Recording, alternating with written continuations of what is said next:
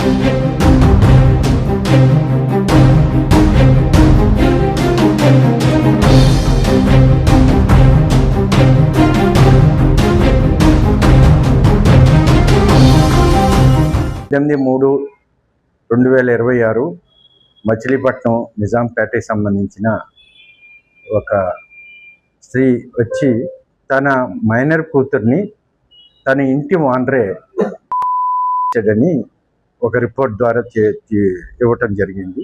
అమ్మాయి చదువుకోవటం వల్ల, అమ్మాయి ఎగ్జామ్స్ ఉండటం వల్ల నిన్న ఎగ్జామ్స్ కంప్లీట్ అవ్వాయి కాబట్టి ఇప్పుడు వచ్చి ఇస్తున్నాం అని చెప్తూ ఇచ్చింది. ఆ రిపోర్ట్ సారాంశం ఏంటంటే, ఆ మైనర్ గర్ల్ని నిజాంపేటలో పేరెంట్స్తో పాటు అమ్మాయి అద్దెకుంటుంది. అద్దెకున్న ఓనరు గత డిసెంబర్ 2025 డిసెంబర్ 31 అతని భార్య, అతనుకున్న 2 ఫీమేల్ కిడ్స్ చిల్డ్రన్స్తో బయటకు వెళ్తున్నాం బందర్ సెంటర్కి, కోనేరు సెంటర్కి, నువ్వు కూడా రామ్మా అని తీసుకెళ్ళాడు కోనేరు సెంటర్కి. కోనేరు సెంటర్లో డిసెంబర్ 31 అంటే కొంచెం టైం పడుతుంది కదా, టైం తీసుకుని 1 గంటకు వచ్చేటప్పుడు వాళ్ళ పేరెంట్స్, అమ్మాయి తల్లిదండ్రులు, విక్టిమ్ తల్లిదండ్రులు ఇంట్లో పడుకోవటం, అంతకుముందే ఎవరైతే అక్యూజ్డ్ ఉన్నాడో మేము వచ్చేటప్పుడు లేట్ అవుతుంది కదా, మా ఇంట్లో పట్టుకొని రేపు పొద్దుటే వస్తుందని చెప్పారు వాళ్ళ పిల్లలతో పాటు. ఆ 31 డిసెంబర్ నైట్ అతను అమ్మాయిని బలవంతంగా మానభంగం చేశాడు అతని ఇంట్లోనే. అది చెప్తే చంపేస్తాను, ఇది చేస్తానని బెదిరించాడు.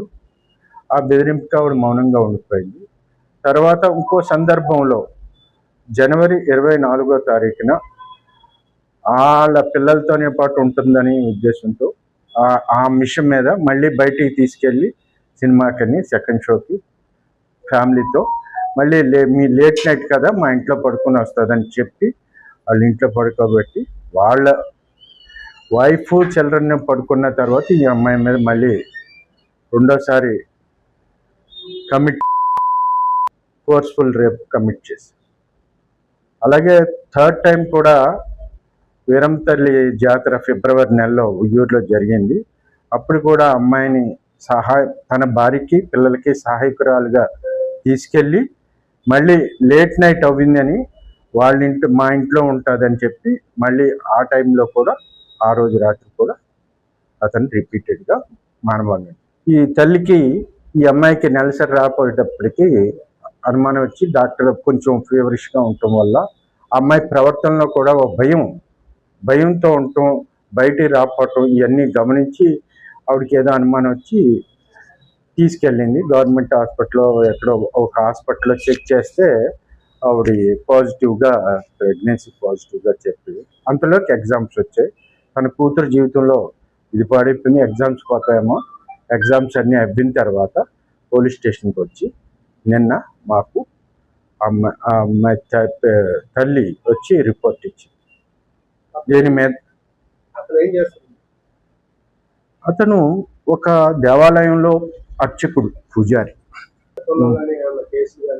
అతని మీద ఇప్పుడు వరకు మనకి మా దృష్టిలోకి రాలేదు. అతని మీద అలాగే పోస్కో యాక్ట్ ప్రకారం అతను రిపీటెడ్గా అఫెన్స్ చేశాడు కాబట్టి ఆ కేసుని చేసి రిపీటెడ్గా నేరం చేశాడు కాబట్టి ఇన్వెస్టిగేషను డిఎస్పీ స్థాయి అధికారి తీసుకోవాలి కాబట్టి ఇన్ఛార్జిగా ఉందని నాకు అప్పచెప్పారు. అతన్ని ఈరోజు అదుపులోకి తీసుకున్నాం, అతన్ని హాస్పిటల్కి పంపించాం. అలాగే అమ్మాయిని మెడికల్ చెకప్ పంపించాం.